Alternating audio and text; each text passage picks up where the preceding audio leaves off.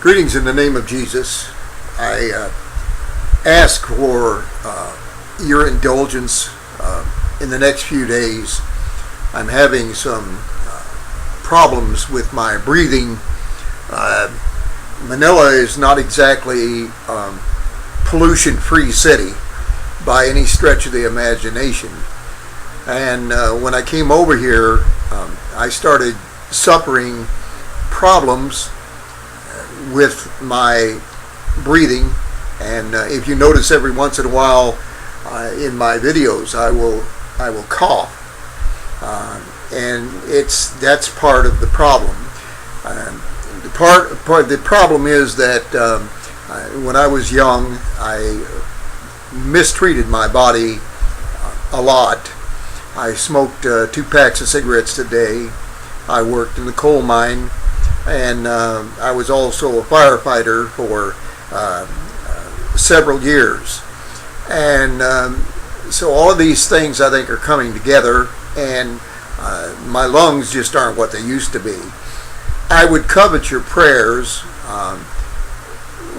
The wife and I are planning to get out of Manila here and go down to her home province of Bicol, probably around Tabaco, where the ocean is, and I can breathe cleaner air.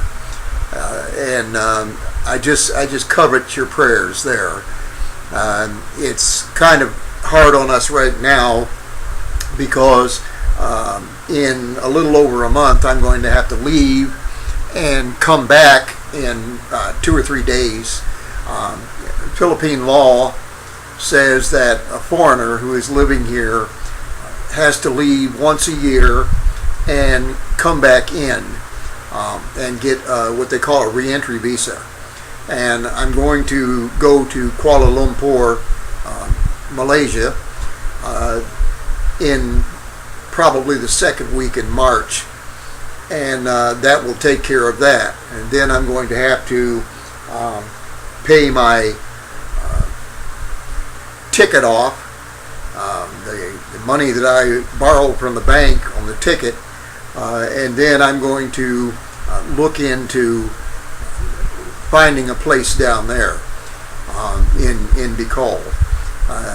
The prices are not bad here, but as I said before, I have never bothered God's people for anything except in June I had a heart attack, and it took me by surprise. Well, it didn't take me by surprise.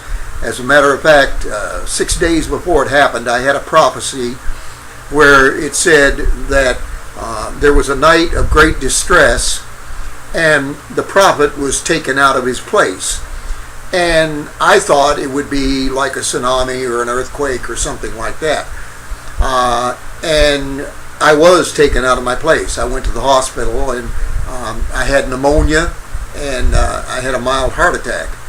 And so God doesn't keep any secrets from us, even if we are God's anointed or God's prophets.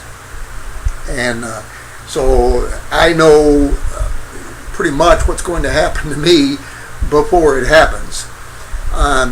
But during that time, I live on my Social Security income, and my wife is Filipina. She's not working, and as a lot of the Filipinos are not here. And normally we get along great on the income that I have, but the bill was 80,000 pesos, which is $2,000 in American money, and I did not have the money at the time. I mean, this thing caught me off guard, and so I consequently I made a plea for an offering to some people that I knew back in the States, people who go to churches, and I thought that possibly they would make a plea to the church for my name's sake. And I even told them, I said that I would be glad to send the money back when I could and make it an offering for the church. And it was a real disappointing time because everybody turned their backs on me. And I got real bitter for a while, and God was not being able to move the way He wanted to in my life. I've gotten over that part now, and God is doing wondrous things. It got so bad that I asked a minister whom I depended upon dearly for a little bit of a love offering. And I was so sure that this was going to work that I took out a automatic payment that I made every month to pay some bills before the offering money got here. And there was no offering money. I think the preacher gathered up $10 or something from his church, and it was more than that to send it over here. So, but consequently, I was behind. I was overdrawn in the bank for a few months because I had to make up the money that went out on that automatic payment, and then I was short for the next month payment.